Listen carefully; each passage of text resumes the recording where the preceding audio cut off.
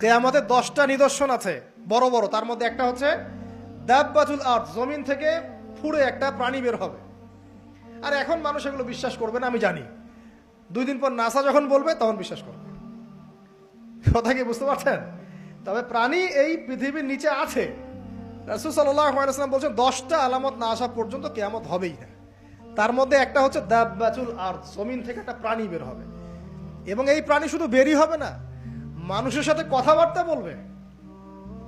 এবার মানুষের সাথে কথা বলবে প্রাণী। বিশ্বাস করছেন? এখন বিশ্বাস করছেন না জানি, কিন্তু প্রাণী মানুষের সাথে কথা বলবে। আল্লাহ পাক বলাতে পারেন না? পারেন। আচ্ছা, সামনে যান। ওই প্রাণী যখন দাঁড়িয়ে আছে রাস্তায়, এখন এই বালক বলছে আজকে আমি প্রমাণ করে নিব যে আল্লাহর আনুগত্যশীল ওই পাদ্রী সঠিক নাকি ওই জাদুকর সঠিক। এবার সে একটা ইট হাতে নিল, পাথর হাতে নিয়ে এসে বলছে, আল্লাহ তোমার কাছে যদি ওই জাদুকরের কাজের চাইতে এই পাদ্রীর কাজ বেশি পছন্দনীয় হয়, এই ইটের আঘাতে এই জন্তুকে তুমি মেরে ফেলো আল্লাহ। এ বলেছে বিসমিল্লাহ বলে পাথর নিক্ষেপ করলো, নিক্ষেপ করার সাথে সাথেই জন্তু ডেড। তখন তার আইন আল ইয়াকিন, হাক্কুল ইয়াকিন হয়ে গেল যে হ্যাঁ, আল্লাহর কাছে এই পাদ্রীর আমলই সবচেয়ে বেশি পছন্দনীয়। তার আর মনে কোনো সংশয় থাকলো না। কিশোর মানুষ না, কতটুকুই বা বোঝেন নাই? এবার তার মধ্যে একটা ইয়াকিন চলে আসলো এবং সে পরিপূর্ণ মুমিন মুসলিম হয়ে গেল। এবার যখন সে রাজ দরবারে যায়, তার কাছে পেশেন্ট আসে, মানে একজন মানুষ এসেছে, সে বলছে যে আমার চোখে সমস্যা। সে চোখে হাত দেয়, হাত দিয়ে বলে যে আপনি আল্লাহর প্রতি ঈমান নিয়ে আসেন, আমি আল্লাহর কাছে দোয়া করব, চোখ ভালো হয়ে যাবে। এভাবে পেশেন্ট আসে, সে বলে আল্লাহর প্রতি ঈমান নিয়ে আসেন, আমি দোয়া করব, ভালো হয়ে যাবে। এভাবে আস্তে আস্তে তার নাম এবং খ্যাতি ছড়িয়ে পড়তে লাগলো। যেই তার কাছে আসে সে বলে আগে মুসলিম হন, ইমানদার হন, আল্লাহর প্রতি বিশ্বাস করেন, আমি দোয়া করব, ভালো হয়ে যাবে। চোখ অন্ধ ভালো হয়ে যাচ্ছে, কুষ্ঠরোগী ভালো হয়ে যাচ্ছে, হ্যাঁ, প্যারালাইজড রোগী ভালো হয়ে যাচ্ছে, আলহামদুলিল্লাহ। নবী ঈসা আলাইহিস সালাম এমনটা করেছিলেন না? আল্লাহ পাক চাইলে করতে পারেন। একদিন ওই রাজ দরবারের একজন মন্ত্রী আসছে, এবার ওই রাজার একজন এমপি সাহেব, তার চোখে সমস্যা, সে আসছে, এসে বলছে যে আমার এই চোখের সমস্যা, আমার চোখটাকে ভালো করার দরকার, তোমার কাছে কোনো ওষুধ আছে নাকি? সে বলছে যে আপনি আল্লাহর প্রতি ঈমান নিয়ে আসেন, আমি আল্লাহর কাছে দোয়া করব, আপনি ভালো হয়ে যাবেন। এবার সে আলহামদুলিল্লাহ ঈমান নিয়ে আনলো এবং সে ভালো হয়ে গেল। এই ভালো হয়ে যাওয়ার পরের দিন যখন সে আবার ওই পার্লামেন্টে গিয়েছে আর কি, ওদের তৎকালীন রাজদরবারে, এবার রাজা ওকে দেখে বলছে যে তোমার তো চোখ অন্ধ ছিল, কিভাবে শেফা লাভ করলে? তো সে বলে না কিভাবে শেফা লাভ করলো, সে বলতে চাচ্ছে না, কারণ সে আজ করছে যে বললে সমস্যা হবে। তো এক পর্যায়ে তাকে খুবই পিটুনি দেওয়া হচ্ছে, রিমান্ডে নিয়ে গিয়ে কঠিন মাইট দেওয়া হচ্ছে। এক পর্যায়ে সে মারের যন্ত্রণা সহ্য করতে না পারে বলে ফেললো যে ওই বাচ্চা, তার কাছে গিয়ে আমি আরোগ্য লাভ করেছি এবং সে আমাকে বলেছে যে তার রবের প্রতি ঈমান নিয়ে আসতে, তাহলে আমি শেফা লাভ করব। এই বাচ্চা এখন বলছে ফেরাউনের মতো যে আয়না রব্বুকুমুল আ'লা, আমি তো তোমাদের রব।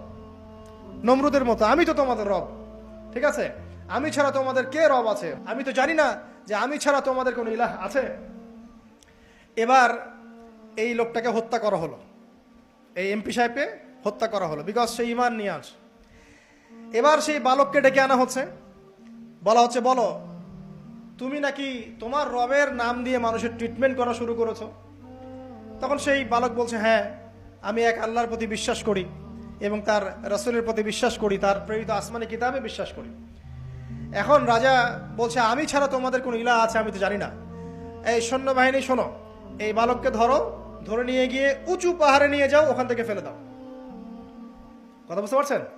এবার তাকে নিয়ে যাওয়া হলো, ক্রস ফায়ার দেওয়া হবে, এবার উপরে নেওয়া হয়েছে, একদম পাহাড়ের উপরে। এবার ওই বালক উপরে উঠে একটা দোয়া করছে, এই দোয়াটা সবাই শিখে নেন। ওই বালক উপরে উঠে দোয়া করছে আল্লাহুম্মা কফিনিহিম বিমা শি'তা, আল্লাহুম্মা কফিনিহিম বিমা শি'তা, আল্লাহুম্মা কফিনিহিম বিমা শি'তা। পাহাড় থরথর করে কাঁপা শুরু করলো এবং ওই সৈন্যবাহিনী পাহাড় থেকে পড়ে গেল, বালকের কিচ্ছু হলো না। আমি কিন্তু বানোয়াট কোনো গল্প বলছি না, এটা কোরআন থেকে বলছি এবং এটা তাফসীর। আপনি যে কোনো তাফসীর পড়েন, মারিফুল কোরআন, তাফসীর ইবনে কাসির, জালালাইন পড়ে দেখেন, জাস্ট পড়ে দেখেন আমার সাথে ডিবেট করার আগে। এবার সে বালক হেঁটে হেঁটে চলে আসলো রাজদরবারে। আবার কি ব্যাপার, তুমি মরো নাই? না, আল্লাহ আমাকে বাঁচিয়েছেন, আমার রব আমাকে বাঁচিয়েছেন। আবার পাঠানো হচ্ছে আরেক দল সেনাবাহিনীকে নিয়ে, যাও এবার ওকে সমুদ্রে নিয়ে যাও, সমুদ্রের মাছ সমুদ্রে ডুবিয়ে দিবে একদম।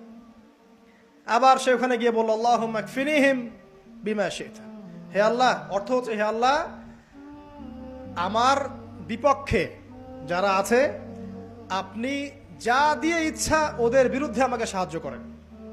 অর্থটা হচ্ছে এমন, আল্লাহুম্মা কফিনিহিম বিমা শি'তা, আল্লাহ আপনি আমার জন্য যথেষ্ট হয়ে যান, ওদের বিরুদ্ধে আমার জন্য যথেষ্ট হয়ে যান, যা ইচ্ছা তাই দিয়ে আপনি হেদায়েত করুন, মানে আমাকে হেফাজত করুন। ঠিক আছে, আল্লাহুম্মা কফিনিহিম বিমা শি'তা, ছোট্ট দোয়া। এবার ওই সমুদ্র উত্তাল হওয়া শুরু করলো এবং ওরা জাহাজ থেকে পড়ে গেল।